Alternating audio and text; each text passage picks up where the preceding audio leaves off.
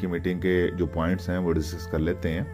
अच्छा, पहले तो डेक्सा चेन वो लाइव होने जा रहा है, उस पर काम चल रहा है और बिल्कुल वहाँ पे स्वैपिंग और ट्रेडिंग बिल्कुल वहाँ पे रख दी जाएगी BLV के हवाले से, और 3-4 पेयर्स भी BLV के, BFIC के और USDB के रख दी जाएंगे और वहाँ पे आप इजीली इसे जो है स्वैप भी कर सकेंगे और ट्रेड भी कर सकते हैं और रियल टाइम में आप इसे ट्रेड कर सकेंगे। दूसरा, बिलिटो का smart contract in final phases में है क्योंकि सेटिक का ऑडिट चल रहा है और कुछ इंपॉर्टेंट चीज़ें उसमें रहती हैं, और पूरी ब्रांडिंग के बाद, पूरी मार्केटिंग के बाद और पूरी पब्लिसिटी के बाद इसे लॉन्च किया जाएगा। आपको पता है कि इनोवेशन फैक्ट्री की जो ब्रांडिंग है, पब्लिसिटी है, मार्केटिंग है और इसका जो डिस्प्ले है वो किसी भी दूसरी जो कंपनी है या कोई कॉइन है, कोई टोकन है, कोई NFT है, उससे बिल्कुल डिफरेंट है। क्यों? क्योंकि हम देख रहे होते हैं कोई किसी चीज़ की पब्लिसिटी नहीं हो रही होती। आप देख रहे होते हैं नॉर्मली जो भी हम टोकन्स, कॉइन्स, NFTs कर रहे हैं तो किसी टोकन की कोई पब्लिसिटी नहीं है। तो बिलव नेटवर्क ने, इनोवेशन फैक्ट्री ने अपनी पब्लिसिटी, हर चीज़ की अलग-अलग पब्लिसिटी की हुई है और कंपनी आप देख रहे होते हैं ब्रांडिंग पे कोई कंप्रोमाइज़ नहीं करती। हर चीज़ पे कंप्रोमाइज़ शायद कर ही ले, लेकिन ब्रांडिंग पे कंप्रोमाइज़ नहीं करती। सबसे पहले उन्होंने PSL में अपनी ब्रांडिंग दी, उसके बाद पाकिस्तान अफगानिस्तान सीरीज़ हुई T20 उसमें दी, फिर LPL में तो टीम बाय की, अब फिर पाकिस्तान और अफगानिस्तान की सीरीज़ हो रही है उसमें बिलिटो को दिया हुआ है अपना टाइटल स्पॉन्सर। और अब एशिया कप में जो है वो जो कंपनी है वो प्रॉपर टाइटल स्पॉन्सर बनने जा रही है सुपर 11 का। अच्छा, सुपर 11 बेसिकली क्या है? सुपर 11 एक बैटिंग साइट है। आप क्रिकेट मैचेस के बेट होती है जो लोग रियल टाइम में बैटिंग करेंगे, वहाँ पे आके फैंटेसी जो है वो लगाएंगे और प्रॉपर इस पे फैंसीज लगेंगी।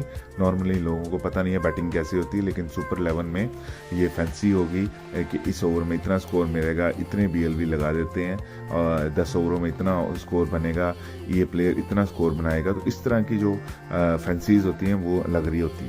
तो नॉर्मली इंडिया इसमें सरफहरिस्त होता है बैटिंग में, क्रिकेट में, और क्रिकेट में जितना बैट इंडिया में होता है दुनिया भर में कहीं नहीं होता। इसी तरह यूरोप में फुटबॉल पे होता है, वो इसका चैंपियन है बैटिंग का, और इंडिया में बैट सबसे ज़्यादा क्रिकेट पे होता है, वो लोग क्रिकेट में बैट लगाते हैं। तो सुपर 11 बहुत चलने वाला है। अभी इस बार डिसाइड नहीं हुआ कि इसमें गेटवे BFIC का लगना है या BLV का लगना है। होपफुली कंपनी इसमें गेटवे जो है वो BLV का लगाएगी ताकि ज़्यादा से ज़्यादा बैटिंग यहाँ पे हो सके और ज़्यादा से ज़्यादा कम्युनिटी इसमें फ़ायदा उठा सके। उसके बाद कंपनी जो है वो 25 से 30 सितंबर को कोका कोला अरीना में एक बहुत बड़ा इवेंट करने जा रही है, जहाँ पे हमारे थाईलैंड के और दुबई के जो क्वालिफायर्स हैं जिन्होंने स्टेकिंग की हुई है वो पार्टिसिपेट कर सकेंगे, और 2 से 3 दिन बहुत ही ग्रैंड इवेंट होगा और जहाँ पे सारे सेलिब्रिटीज़, नूरा फतेह या इमरान हाशमी, वसीम अकरम और जो भी ब्रांड एम्बेसडर हैं कंपनी के, वो आके वहाँ पे बिल्कुल हम मिल सकेंगे उन्हें और परफॉर्म भी करेंगे। अच्छा जी, कंपनी एक 3-4 दिन में एक ऑप्शन भी ओपन करेगी इसमें कोका कोला अरीना में पार्टिसिपेट करने के लिए।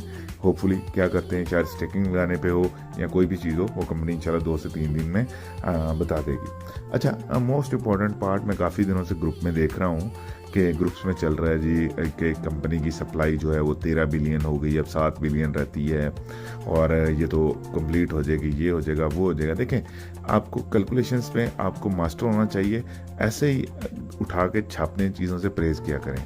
और बहुत कुछ ग्रुप्स में छपा रहा होता है, तो जो ऑथेंटिक चीज़ होती है ना वही ग्रुप्स में लगाया करें ताकि कम्युनिटी आपके ग्रुप को फॉलो करे। ये ना हो कि बस आपके ग्रुप को देखे और ये कहेगा इधर तो जो भी होता है वो छाप ही रहे होते हैं। तो छापें, लेकिन वो चीज़ छापें जो ऑथेंटिक हो और लीजिट हो, हर चीज़ उठा के ना छापें।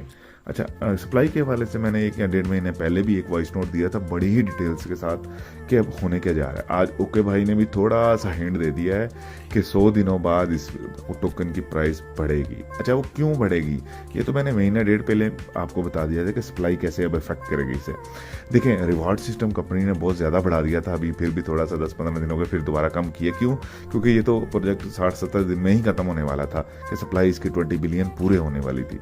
अच्छा, पैनल में जाके देखेंगे 10 बिलियन टोकन की जो स्टेकिंग हुई पड़ी है और अराउंड 13 बिलियन टोकन के रिवार्ड डिस्ट्रीब्यूशन हो गए हैं। अच्छा, ये 13 बिलियन टोकन के रिवार्ड डिस्ट्रीब्यूशन टोटल नहीं है, इसमें से भी स्टेकिंग लगी होगी। कंपनी ने अगर अराउंड जो है वो 3 से 4 बिलियन जो है वो इसमें जो ITO में दिए हैं इनिशियल टोकन ऑफरिंग में, तो वो भी लगे होंगे और बाकी जो रिवार्ड है 6 बिलियन का वो भी लगा हुआ। ठीक है, अगर 4 बिलियन हम लेट्स सपोज आईटीओ में, लेट्स सपोज मिसाल ले लेते हैं कि 4 बिलियन आईटीओ में उठाया और 6 बिलियन इधर से उठाया, तो 10 बिलियन की स्टेकिंग हो गई है। फिर भी 6 से 7 बिलियन टोकन अभी रिवार्ड की सूरत में वॉलेट्स में पड़े हुए हैं। तो लेट्स सपोज हम अज्यूम कर लेते हैं कि 6 से 7 बिलियन टोकन अभी वॉलेट्स में पड़े हुए हैं लोगों के, और डेली का रिवार्ड जो आ रहा है वो अराउंड जो है वो अब तो 20 करोड़ के लगभग पहुंच चुका है। तो ये मंथली हो जाएगा 3.5 बिलियन। लेट्स सपोज हम 3 बिलियन ही लगा देते हैं, तो 14 या 13 अरब टोकन रहते हैं। 3 बिलियन कहाँ पे जाके 120-30 दिन में ये 3 बिलियन कंप्लीट हो जाएगा। अच्छा, फिर होने का जा रहा है कि जो 18, 19, 20 तारीख को लोगों ने स्टेकिंग लगाई हुई है, रीस्टेकिंग की हुई है, बार बार बड़े बड़े स्टेकिंग लगाई हुई है, उनका भी अकाउंट इसके करीब जाके फ्लश आउट हो जाएगा, खत्म हो जाएगा, क्योंकि टीम्स तो उन पे लगी है, दोबारा उन पे स्टेकिंग भी नहीं लगनी। तो उन लोगों ने टोकन दोबारा रीस्टेक भी नहीं कर सकते, तो उनके वॉलेट्स में ही पड़े रहेंगे। तो ऑलरेडी मार्केट में सप्लाई रहेगी, वो बर्न तो नहीं होगी। नॉर्मली तो हम टोकन स्टेकिंग पे लगाते हैं तो वो बर्न हो जाते हैं ना, वो टोटल सप्लाई में ऐड तो नहीं होंगे जो सर्कुलेटिंग सप्लाई है, तो वो स्टेकिंग पे भी नहीं लगेंगे, तो वो वॉलेट्स में ही रहेंगे। तो बात समझाने की ये है कि जो 100 दिन का ओके भाई ने अल्टीमेटम दिया है, वो पूरी कैलकुलेशन करके दिया है कि जितना रिवार्ड डिस्ट्रीब्यूट हो रहा है 100 दिन, 110 दिन, 120 दिन, 130 दिन बाद कम जो सारे अकाउंट्स हैं जिन पे बड़ी बड़ी स्टेकिंग्स लगी हुई हैं वो फ्लश आउट होने जा रहे हैं। क्यों? क्योंकि वो अपनी स्टेकिंग रीस्टेकिंग तो दोबारा कर नहीं सकेंगे, और जो उनके वॉलेट में टोकन होंगे वो ज्यादातर तो लॉक होंगे, वो निकाल भी नहीं सकेंगे। 30% BFIC और 70% में से 60% BLV है, वो भी लॉक होगा, 30% BFIC भी लॉक होगा। सप्लाई BLV की पूरी हो चुकी होगी, वो करीब होगी, तो लोग रीस्टेकिंग भी नहीं करेंगे और अपना वॉलेट्स में संभाल के रखेंगे। तो बात समझाने की ये है कि अपना एसेट संभाल के रखें, इसे कौड़ियों के दामों ना बेचें। ये आपके फ्यूचर का एसेट है। जैसे जैसे प्रोजेक्ट आते रहेंगे, यूटिलिटीज आती रहेंगी, ये उसमें खपेगा।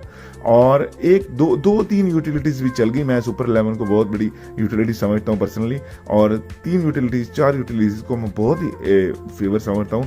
एक सुपर 11 है, उसके बाद जो दूसरी यूटिलिटी है वो टाइम टू ट्रेवल है। ये 2-3 यूटिलिटीज जो है ना, ये कंपनी की बम यूटिलिटीज है। इसमें ही चल गया तो आपकी टोकन की क्या वैल्यू होगी आप सोच नहीं सकते। तो टोकन लॉक होगा और ये बाहर भी नहीं आएगा। और बस देख लें, आप अपना एसेट संभाल के रखें, कौड़ियों के भाव ना बेचें। Thank you so much.